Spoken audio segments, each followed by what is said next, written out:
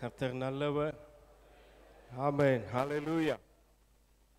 ஸ்தோத்திரம். இந்த 9வது மாதத்திலும் தேவனாகிய கர்த்தர் நம்ம எல்லாரையும் ஒன்று கூட்டி அவர் சமூகத்தில் சேர்த்து அவரை துதித்து பாடி ஆண்டவரை ஆராதித்து இந்த நாளிலும் அவரை நோக்கி நாம் எல்லாரும் ஒன்று சேர்ந்து அவரை பார்க்கும்படியாக கர்த்தர் செய்த கிருபைகளுக்காக நான் ஆண்டவரை ஸ்தோத்திரிக்கிறேன். ஹல்லேலூயா.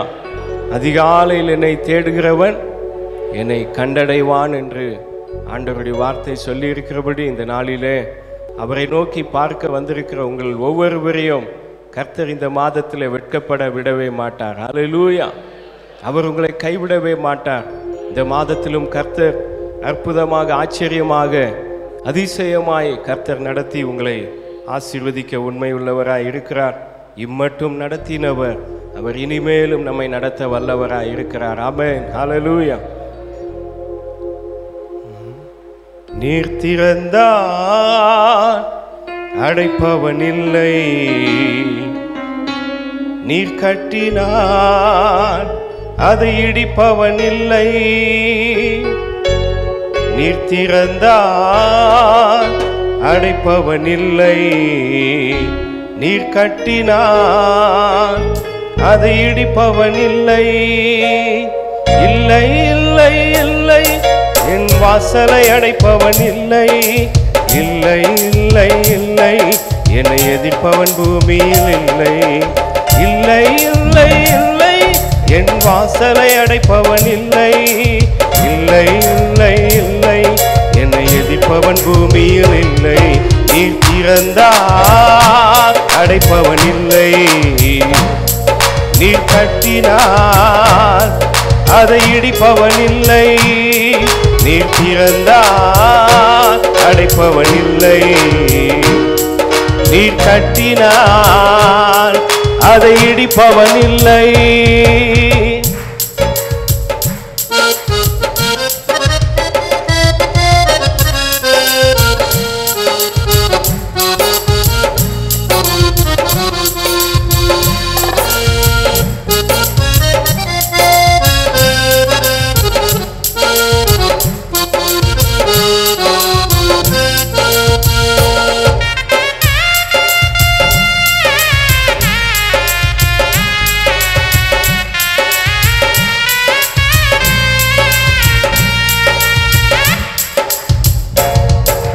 கர்த்தரை போல பரிசுத்தமுள்ளவர் பூமியில் இல்லையே, கர்த்தரை போல வல்லமை உள்ளவர் பூமியில் இல்லையே. கர்த்தரை போல பரிசுத்தமுள்ளவர் பூமியில் இல்லையே, கர்த்தரை போல வல்லமை உள்ளவர் பூமியில் இல்லையே. பலவானின் வில்லை உடைத்து கீழே தள்ளுகிறார், பலவானின் வில்லை உடைத்து கீழே தள்ளுகிறார். தள்ளாடும் யாவரையும் உயரத்தில் நிறுத்துகிறார், தள்ளாடும் யாவரையும் உயரத்தில் நிறுத்துகிறார், உயரத்தில் நிறுத்துகிறார். இல்லை இல்லை இல்லை, என் வாசலை அடைப்பவன் இல்லை. இல்லை இல்லை இல்லை, என்னை எதிர்ப்பவன் பூமியில் இல்லை. இல்லை இல்லை இல்லை, என் வாசலை அடைப்பவன் இல்லை. இல்லை இல்லை இல்லை, என்னை எதிர்ப்பவன் பூமியில் இல்லை. நீர் திறந்தார் அடைப்பவன் இல்லை, நீர் கட்டினார் அதை இடிப்பவன் இல்லை.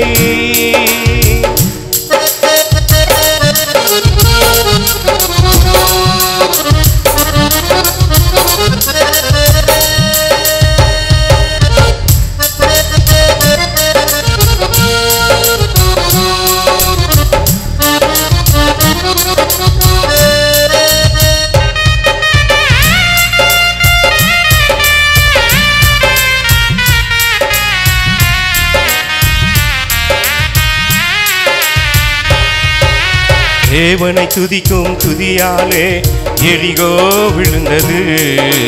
பவுலும் சீலாவும் துதித்த போது சிறையும் அதிர்ந்தது. ஓ, தேவனை துதிக்கும் துதியாலே எரிகோ விழுந்தது. பவுலும் சீலாவும் துதித்த போது சிறையும் அதிர்ந்தது.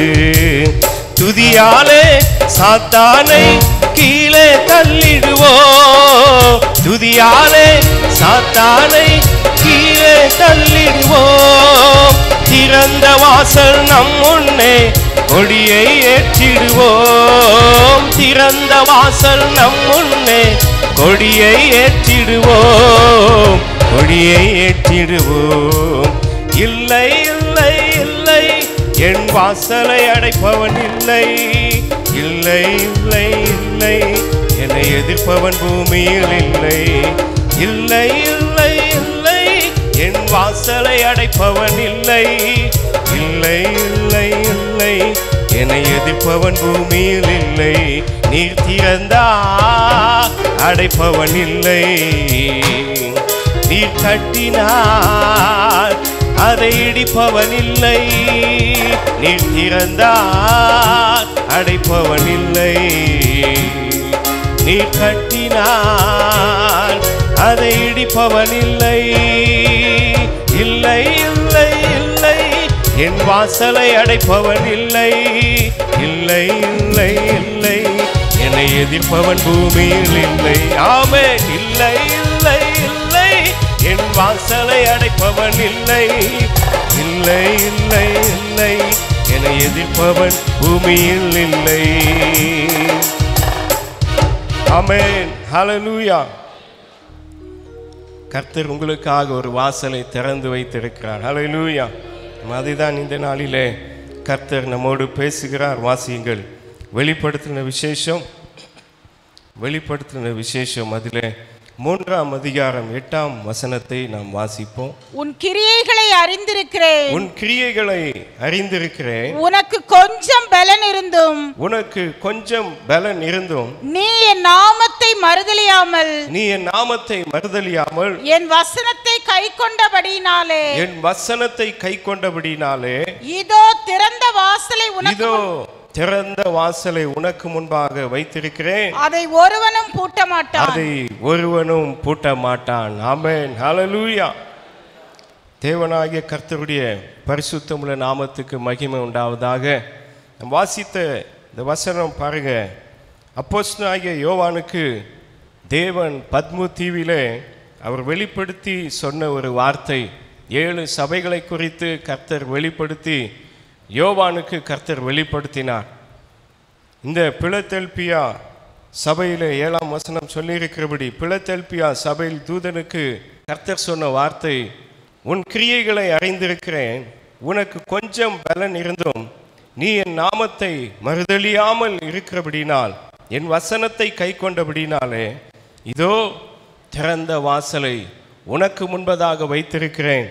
ஒருவனும் அதை பூட்ட மாட்டான். ஆமென். ஹல்லேலூயா.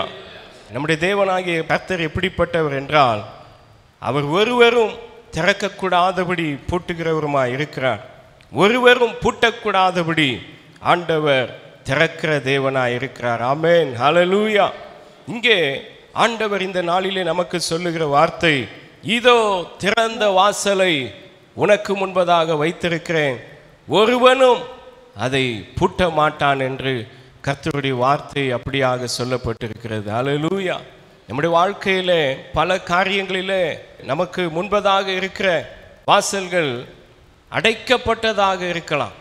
நாம் எதிர்பார்க்கிற காரியங்களிலே, நாம் வாஞ்சியோடு காத்திருக்கிற பல விஷயங்களிலே, நாம் விரும்புகிற காரியங்களிலே பல வாசல்கள் அடைக்கப்பட்டது போல இருக்கலாம். நாம் அதற்குள்ளே நாம் போய் சுதந்திரித்து கொள்ள முடியாதபடி, நாம் முன்னேறி செல்ல முடியாதபடி பல வாசல்கள், தடைகள் இருக்கலாம்.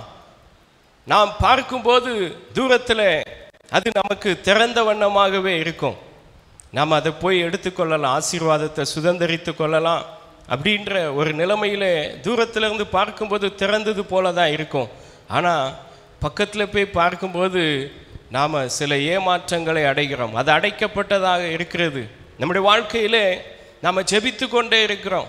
பல தேவைகளுக்காக, பல எனக்கு இந்த காரியத்தில் எனக்கு இந்த வாசல் திறக்கப்பட வேண்டும், எனக்கு இந்த வாசலில் நான் பிரவேசிக்க வேண்டும், நான் முன்னேறி செல்ல வேண்டும் என்று பல காரியங்களை குறித்து நாம் பிரயாசப்படுகிறோம், நாம் ஜெபிக்கிறோம். அது பல மாதங்களாக ஒருவேளை நாம் ஜெபித்து கொண்டிருக்கலாம், பல நாட்களாக ஜெபித்து கொண்டிருக்கலாம். ஆனால் இன்றைக்கு கர்த்தர் உங்களை பார்த்து சொல்லுகிறார், இதோ நான் உங்களுக்கு திறந்த வாசலை வைத்திருக்கிறேன். ஹல்லேலூயா. ஒருவனும் அதை பூட்ட மாட்டான்.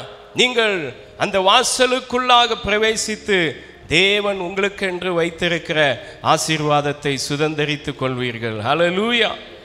கர்த்தர் நமக்காக ஒரு வாசலை திறப்பார். உங்களுக்கென்று ஆண்டவர் ஒரு அனுகூலமான வாசலை திறக்கிற தேவனாய் இருக்கிறார். ஹல்லேலூயா. ஆண்டவர் ஒருவேளை நம்முடைய வாழ்க்கையிலே இது எனக்கு நடக்குமோ, இது எனக்கு நடக்காதோ என்று சொல்லி பல காரியங்களை குறித்து நாம் கலங்கி கொண்டு இருக்கலாம். இந்த மாதத்தில் எனக்கு இது கிடைக்கணுமே, இது எனக்கு இந்த காரியம் நடக்கணுமே அப்படின்னு சொல்லி நாம் எண்ணிக்கொண்டு இருக்கிறோம். சூழ்நிலைமைகள் நமக்கு ஒரு வேளை எதிராக இருக்கலாம். வேதம் சொல்லுகிறது, காற்றையும் காண மாட்டீர்கள், மழையும் காண மாட்டீர்கள். ஸ்தோத்திரம். ஆனால் இப்போ அப்படி கிடையாது. இப்போ டெய்லி மழை வந்துக்கிட்டு தான் இருக்குது.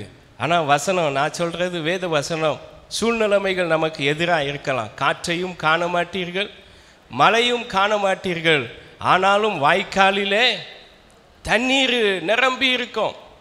பாருங்க, மழை வரணும்னா காற்று முதல்ல வரும். ஆனால் காற்றையும் காண மாட்டீங்க, மழையும் இருக்காது.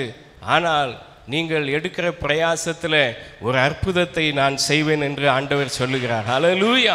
உங்களுக்காக ஒரு வாசல் திறக்கப்படும். ஆண்டவர் நிச்சயமாக அதை செய்வார். அதை குறித்து ஒரு சில வசனங்களை தியானிப்போம். வாசிங்கள். அப்போஸ்தலர் 12ஆம் அதிகாரம், அதில் 10ஆம் வசனம்.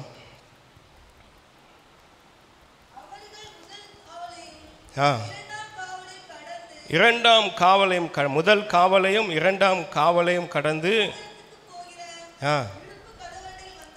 இருப்பு கதவண்டை வந்தபோது அது தானாய் அவர்களுக்கு திற உண்டது. அதன் வழியாய் அவர்கள் புறப்பட்டு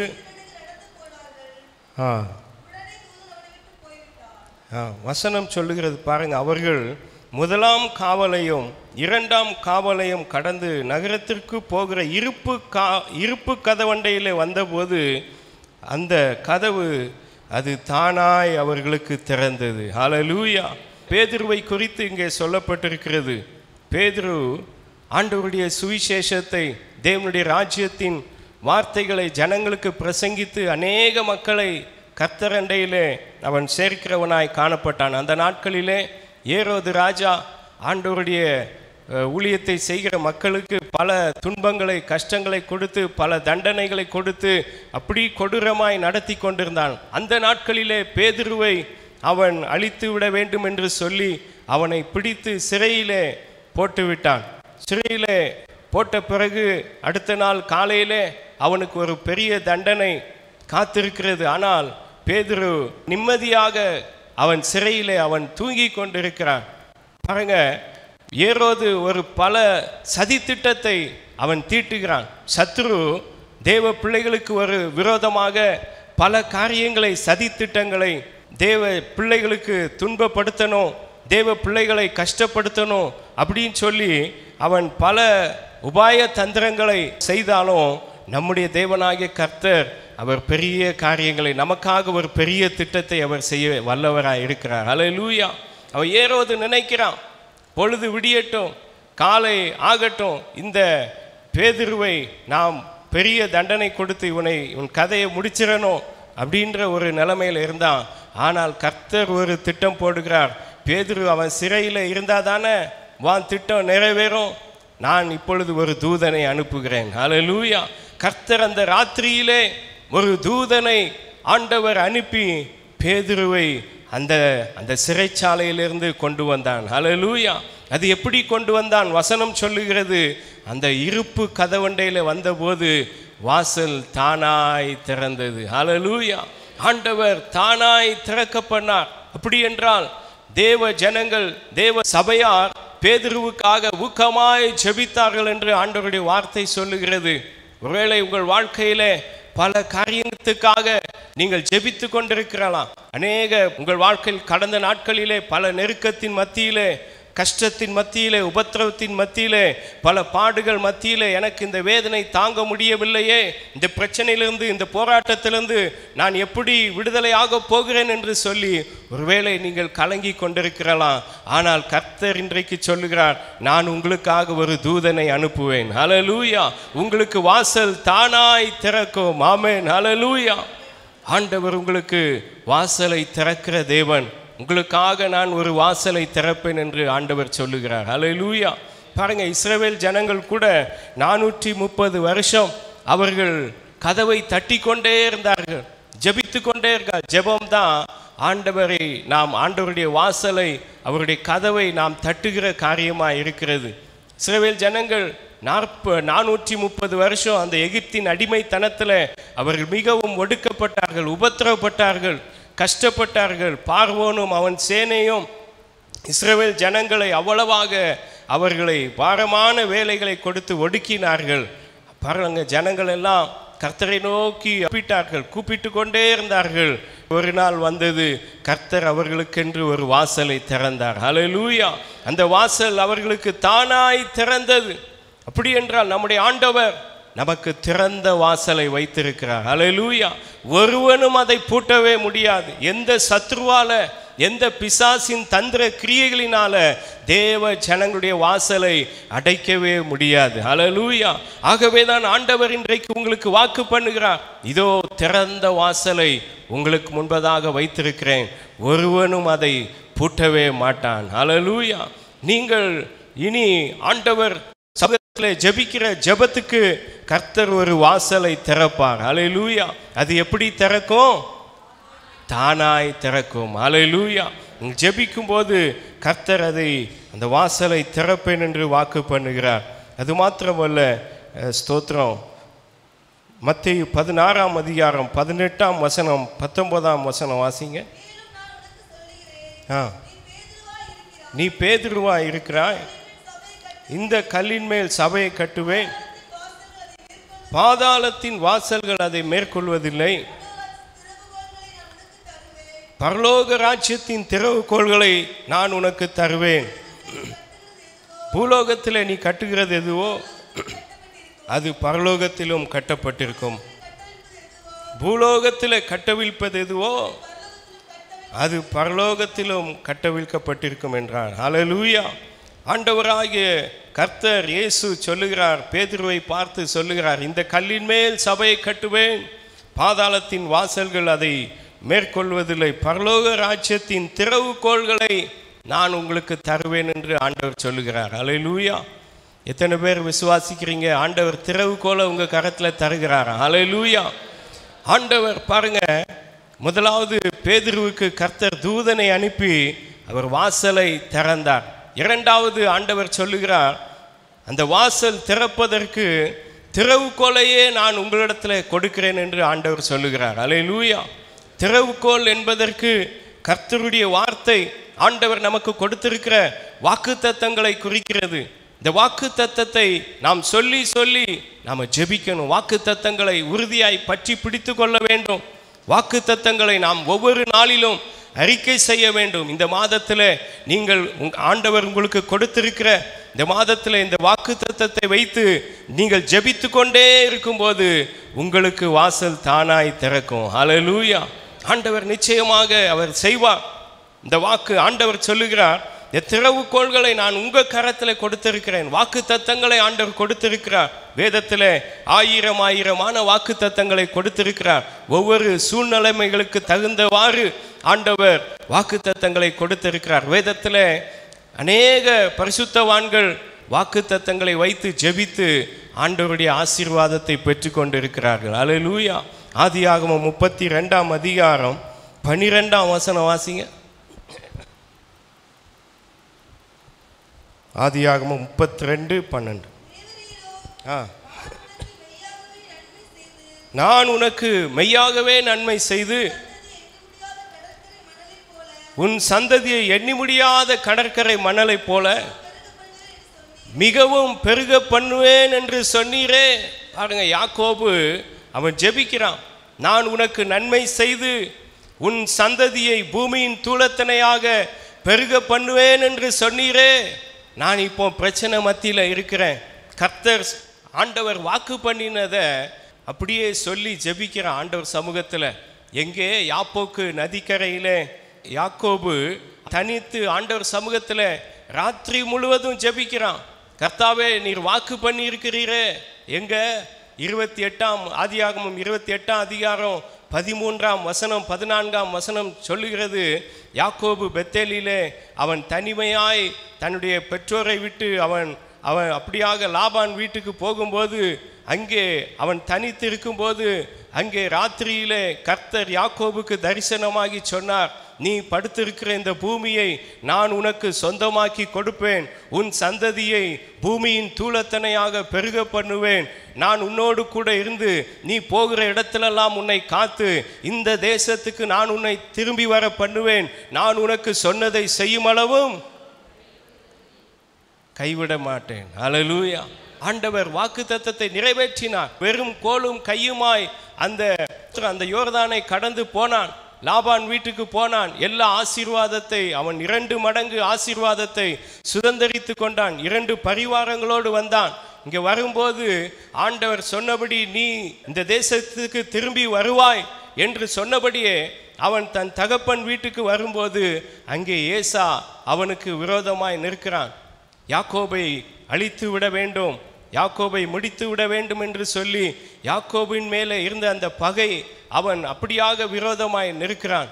அப்பொழுது ஆண்டவர் சமூகத்தில் அவன் கேட்கிறான், ஆண்டவரே, நீர் எனக்கு பெத்தேலிலே தரிசனமாகி சொன்னீரே என்று சொல்லி ஆண்டவர் சமூகத்தில் ராத்திரி முழுவதும் போராடி ஜெபிக்கிறான். ஆண்டவரே, நான் உனக்கு நன்மை செய்வேன் என்று சொன்னீரே, உன் சந்ததியை பெருக பண்ணுவேன் என்று சொன்னீரே, நான் உனக்கு சொன்னதை செய்யும் அளவும் கைவிட மாட்டேன் என்று சொன்னீரே. இப்பொழுது என் சகோதரன் எனக்கு விரோதமாக இருக்கிறானே, நீர் என்னை ஆசீர்வதிக்க வேண்டும். பொழுது விடிய போகிறது, நான் போகிறேன் என்று ஆண்டவர் சொன்னாலும் இவன் விடவே இல்லை. ராத்திரி முழுவதும் போராடி ஜெபிக்கிறான். நீர் என்னை ஆசீர்வதித்தால் ஒழிய நான் உம்மை போக விடுவதில்லை என்று ஆண்டவர் சமூகத்தில் அவன் ஜெபித்து கொண்டிருக்கும் போது கர்த்தர் அந்த இடத்துல அவனை ஆசீர்வதித்தார். அல்லேலூயா. வாக்கு தத்தத்தை நாம் பிடித்து கொள்ள வேண்டும். ஆண்டவர் இன்றைக்கு உங்களுக்கு சொல்லுகிறார், ஆண்டவர் திறந்த வாசலை உங்களுக்கு முன்பதாக வைத்திருக்கிறேன் என்று சொல்லி இருக்கிறார். திறவுகோலை நான் உங்களிடத்தில் கொடுத்திருக்கிறேன். திறவுகோல் என்ற வாக்கு தத்தத்தை நாம் நம்முடைய வாழ்க்கையில பிடித்து ஜெபிக்கும் போது உங்களுக்கென்று கர்த்தர் வைத்திருக்கிற ஆசீர்வாதத்தை தருவார். அல்லேலூயா. வாக்கு தத்தத்தின் ஆசீர்வாதத்தை நீங்கள் சுதந்தரித்துக் கொள்ளும்படியாக கர்த்தர் கிருபை செய்வார். அல்லேலூயா. அப்படிப்பட்ட நன்மைகளை ஆண்டவர் உங்களுக்கு கொடுக்கிறவராய் இருக்கிறார். அடுத்ததாக ஒரு வசனம் வாசியுங்கள். யோசுவா 6 அதிகாரம் 1 வசனம் 2 வசனம். யோசுவா 6. எரிகோ இஸ்ரவேல் புத்திரருக்கு முன்பாக அடைக்கப்பட்டிருந்தது, ஒருவரும் வெளியே போகவும் இல்லை, ஒருவரும் உள்ளே வரவும் இல்லை. கர்த்தர் யோசுவாவை நோக்கி, இதோ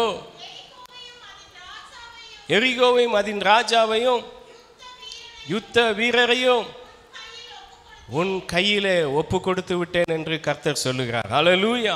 பாருங்க, இஸ்ரவேல் ஜனங்கள் எகிப்தின் அடிமைத்தனத்திலிருந்து விடுதலை ஆக்கப்பட்ட போது கர்த்தர் அவர்களுக்கு ஒரு நல்ல ஆசீர்வாதமான வாக்கு தத்தம் கொடுத்திருந்தார். நான் உங்களுக்கு பாலும் தேனும் ஓடுகிற கானான் தேசத்தை நான் உங்களுக்கு சுதந்திரமாக்கி கொடுப்பேன், நீங்கள் இந்த வனாந்திரத்தில் நீங்கள் பிரயாணம் பண்ண வேண்டும் என்று சொல்லி கர்த்தர் மோசேயின் மூலமாக இஸ்ரவேல் ஜனங்களை நடத்தினார். எத்தனையோ தடைகள் வந்தது, சிவந்த சமுத்திரம் வந்தது, யோர்தான் வந்தது. யோசுவாவின் காலத்தில் யோர்தான் அவர்களுக்கு தடையாக இருந்தது. எல்லா தடைகளை நீக்கி போட்டு கர்த்தர் எல்லா வாசலை திறந்து கொடுத்து அற்புதமாய் ஆச்சரியமாய் நடத்தி கொண்டு வந்தார். ஆனால் அவர்கள் ஆசீர்வாதத்தை, அந்த தேவன் வாக்கு பண்ணின கானான் தேசத்தின் ஆசீர்வாதத்தை சுதந்தரித்து கொள்ள போக முன்பதாக இந்த எரிகோ தேவ ஜனங்களுக்கு தடையா இருந்தது. தேவ ஜனங்கள் முன்னேறி செல்ல முடியாதபடி இந்த எரிகோ அவர்களுக்கு தடையா இருந்தது. அப்பொழுது ஆண்டவர் சொல்லுகிறார், அந்த இடத்துல வசனம் சொல்லுகிறது, அந்த எரிகோ கோட்டையில் ஒருத்தரும் அந்த வாசல்ல வெளியில வரவும் இல்லை, வாசல்ல உள்ள போகவும் இல்லை. எல்லாரும் திகைத்து நிற்கிறார்கள். இங்கே எரிகோ கோட்டை அடைக்கப்பட்டிருக்கிறதே, இதுக்குள்ள நம்ம எப்படி நாம முன்னேறி செல்ல முடியும்? ஆண்டவர் நமக்கென்று அவர் வாக்கு பண்ணின ஆசீர்வாதத்தை நாம எப்படி சுதந்திரித்து கொள்ள முடியும்? வாசல் அடைக்கப்பட்டிருக்கிறதே என்று சொல்லி கலங்கி கொண்டிருக்கும் போது ஆண்டவர் சொல்லுகிறார், யோசுவாவின் மூலமாக சொல்லுகிறார், எரிகோவின் ராஜாவையும் அதன் யுத்த வீரரையும் நான் உங்களுக்கு கொடுத்து விட்டேன். நீங்கள் செய்ய வேண்டிய ஒரு காரியம், அந்த எரிகோவை நீங்கள் 6 நாட்களும் சுற்றி வர வேண்டும், அமைதலோடு சுற்றி வர வேண்டும். 7ஆம் நாளிலே 7 முறை சுற்றி வாங்க.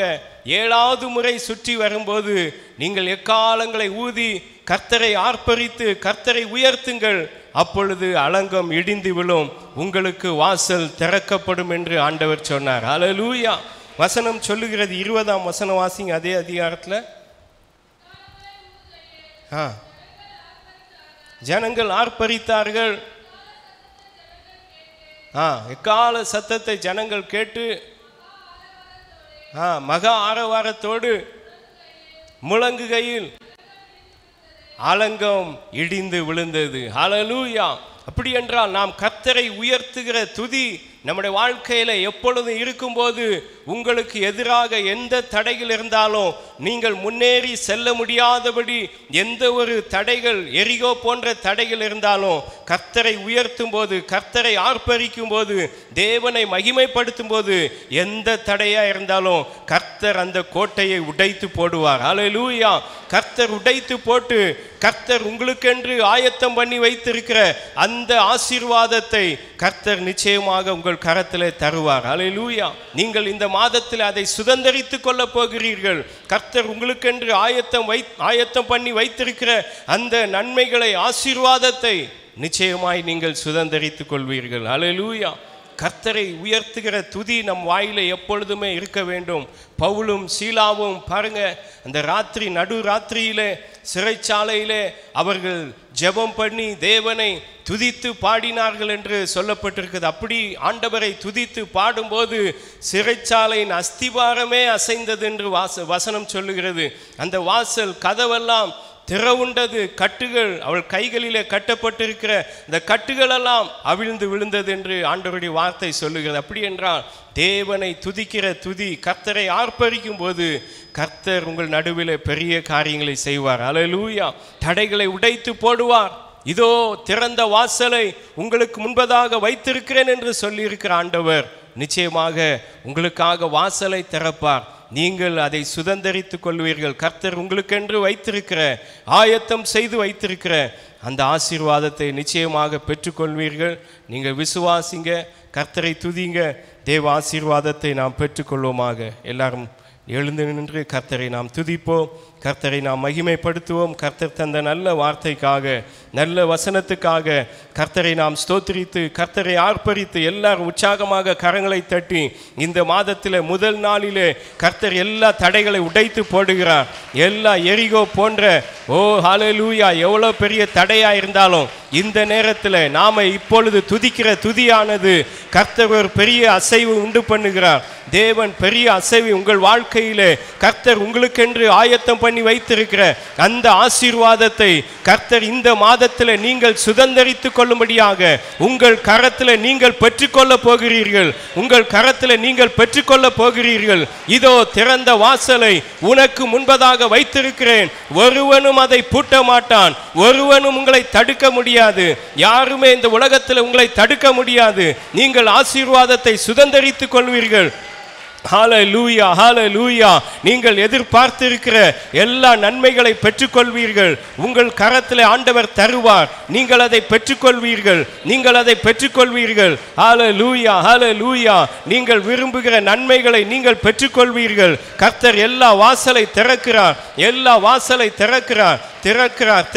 இப்பொழுதே ஆண்டவர் திறக்கிறார். உங்களுக்கென்று நான் ஒரு வாசலை திறப்பேன், உனக்கென்று ஒரு வாசலை திறப்பேன் என்று கர்த்தர் வாக்கு பண்ணி இருக்கிறார். ஹல்லேலூயா, ஹல்லேலூயா, ஹல்லேலூயா, ஹல்லேலூயா, ஹல்லேலூயா. ஸ்தோத்திரம், ஸ்தோத்திரம், ஸ்தோத்திரம், ஸ்தோத்திரம். நன்றி ஆண்டவரே, நன்றி அப்பா. ஸ்தோத்திரம், ஸ்தோத்திரம். எங்கள் அன்பின் பரலோக பரிசுத்த பிதாவே, இந்த மாதத்தின் முதல் நாளிலே கர்த்தாவே நீர் எங்களுக்கு கொடுத்திருக்கிற நல்ல வார்த்தைக்காக, வசனத்துக்காக ஸ்தோத்திரம் ஆண்டவரே. இதோ திறந்த வாசலை உனக்கு முன்பதாக வைத்திருக்கிறேன், ஒருவனும் அதை பூட்ட மாட்டான் என்று வாக்கு பண்ணி இருக்கிறீர் ஆண்டவரே. கர்த்தாவே உம்முடைய சமூகத்தில் உம்மை நோக்கி பார்த்து கொண்டிருக்கிற ஒவ்வொரு பேருக்கு ஆண்டவரே, இந்த மாதத்திலே ஆண்டவரே நீர் கொடுக்க வேண்டிய ஆசீர்வாதத்தை, இவர்களுக்கென்று நீர் ஆயத்தம் பண்ணி வைத்திருக்கிற அந்த நன்மைகளை, ஆசீர்வாதத்தை ஒவ்வொரு பேரும் நீர் ஆண்டவரே இவர்கள் பெற்றுக்கொள்ள வேண்டும் ஐயா. கர்த்தர் அதிசயங்களை காண செய்ய போகிறதற்காக ஸ்தோத்திரம் ஆண்டவரே. நீர் அதிசயங்களை காண செய்ய போகிறதற்காக ஸ்தோத்திரம் ஆண்டவரே. ஹல்லேலூயா. கர்த்தர் பெரிய காரியங்களை செய்யுங்கப்பா. ஒவ்வொரு பேரும் ஆண்டவரே என்னென்ன காரியங்களிலே பிரயாசம் எடுத்து, முயற்சி எடுத்து என்ன வேலைகளை செய்கிறார்களோ எல்லா காரியங்களை கர்த்தர் வாய்க்க பண்ண வேண்டும் ஐயா. ஒவ்வொரு பேருடைய கைகளின் பிரயாசத்தில் உம்முடைய கரம் இறங்கி ஆசீர்வாதத்தை கொடுக்கும்படியாய் செபிக்கிறோம் ஆண்டவரே. ஒவ்வொரு பேருடைய குடும்பத்தின் தேவைகளை கர்த்தர் சந்திக்கும்படியாய் செபிக்கிறோம் ஐயா. ஒவ்வொரு குடும்பத்தில் கர்த்தர் இந்த மாதத்தில் நன்மையான காரியங்களை நடப்பிக்கும்படி செபிக்கிறோம் ஆண்டவரே. தடைகள் விலகி போக வேண்டும் ஐயா. தடைகளை உடைத்து நீக்கி போடுகிறவர் அவர்களுக்கு முன்பதாக கடந்து செல்லுகிறார் என்று மீகா 2:13 சொல்லி இருக்கிறபடி ஆண்டவரே, எல்லா தடைகளை உடைத்து போடுங்கப்பா. ஹல்லேலூயா, ஹல்லேலூயா. வெண்கல கதவுகளை உடைத்து, இருப்பு தாழ்பால்களை முறித்து, அந்தகாரத்தில் இருக்கிற பொக்கிஷங்களையும் ஒளிப்பிடத்தில் இருக்கிற புதையல்களையும் நான் உங்களுக்கு கொடுப்பேன் என்று சொல்லி இருக்கிறீர் ஆண்டவரே.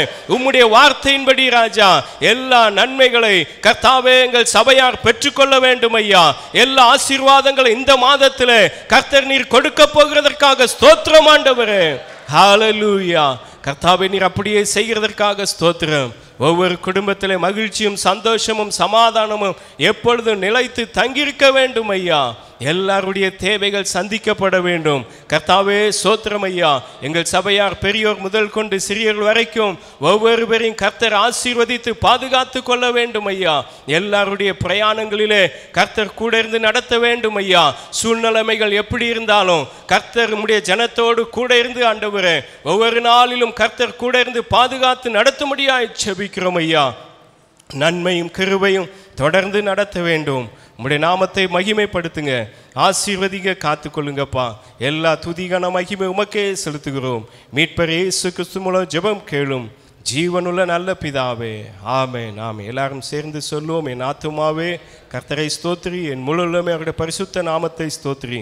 என் ஆத்துமாவே கர்த்தரை ஸ்தோத்திரி, அவர் செய்த சகல உபகாரங்களை மறவாதே. ஆமென், ஆமென். நம்முடைய கர்த்தராகிய இயேசு கிறிஸ்துவின் கிருபையும் பிதாவுடைய அன்பும் பரிசுத்த ஆவியானவருடைய அந்யோன்ய ஐக்கியமும் சமாதானமும் ஆசீர்வாதமும் இன்றும் என்றும் சதா காலங்களிலும் நம் அனைவரோடு தங்கியிருந்து ஆசீர்வதித்து காப்பாராக.